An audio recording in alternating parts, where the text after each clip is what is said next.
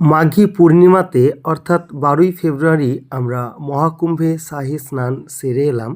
এখন আমি আপনাদের বলবো সেই অভিজ্ঞতার কথা। আমাদের পাশের গ্রাম থেকে বাস ছেড়েছিল।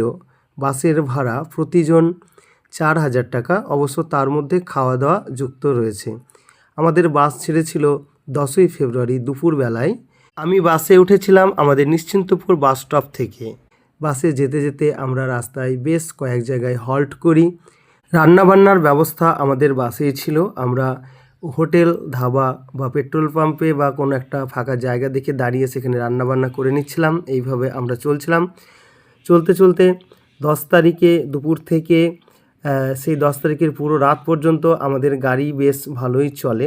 তারপরে 11 তারিখ সকালবেলায় আমরা বিহারে পৌঁছে একটা জায়গায় জ্যামে পড়ি। সকাল 6টা থেকে মোটামুটি 10টা পর্যন্ত গাড়ি এক জায়গায় একদম স্থির হয়ে দাঁড়িয়ে থাকে।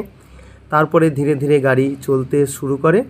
তারপরে আমরা উত্তরপ্রদেশে পৌঁছে যাই এবং সেখানে গিয়ে দেখি যে রাস্তাতে তেমন কোনো জ্যাম নেই। জ্যাম যেটা ছিল সেটা বিহার বা ঝাড়খণ্ডের এই দিকে।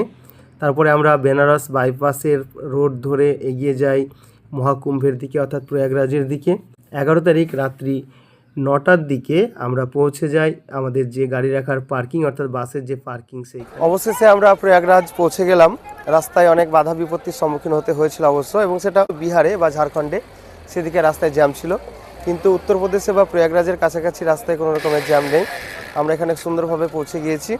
এই পার্কিংয়ে গাড়ি রেখে সবাই দেখছি বিভিন্ন রকমের ছোট গাড়ি ভাড়া করে সঙ্গমের দিকে যাত্রা শুরু করছে। তো আমরাও সেই রকমের একটা গাড়ি ভাড়া করে নিলাম এবং সেই গাড়িতে করে যাচ্ছিলাম। গাড়িতে মাথাপিছু 20 টাকা করে আমাদের ভাড়া নিয়েছিল এবং 2 কিলোমিটার মতো নিয়ে গিয়ে আমাদের নামিয়ে দিয়েছিল 16 নম্বর যে সেক্টর রয়েছে সেই সেক্টরের সামনে।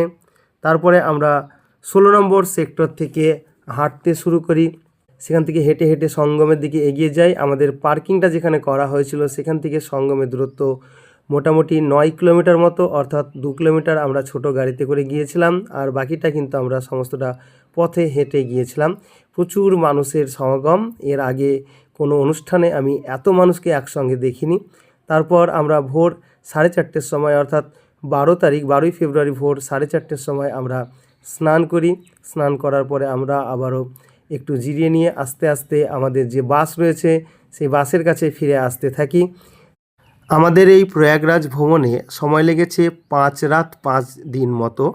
আমাদের পরিকল্পনা ছিল আমরা বেনারস দেখব, তারপরে মহাকুম্ভের শাহী স্নান করব এবং অবশেষে অযোধ্যা রাম মন্দির দেখে বাড়ি ফিরে আসব।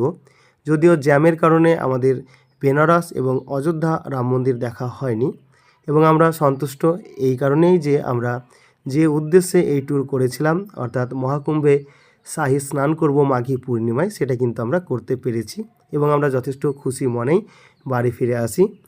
আমরা বাড়ি ফিরে আসার পথে আবারও বেশ কয়েক জায়গায় হল্ট করি, হোটেল, ধাবা বা পেট্রোল পাম্প এরকম জায়গাতে, এবং সেখানে আমরা রান্নাবান্না, খাওয়া দাওয়া, স্নান এই সমস্ত কাজগুলো সেরে নিই। সর্বোপরি বলতে গেলে এই যে ট্যুর, এর একটা অন্য রকমের অনুভূতি ছিল।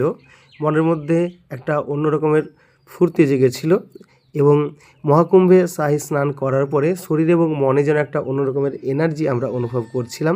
সব মিলিয়ে আমাদের এই ট্যুরটা বেশ ভালোই কেটেছিল।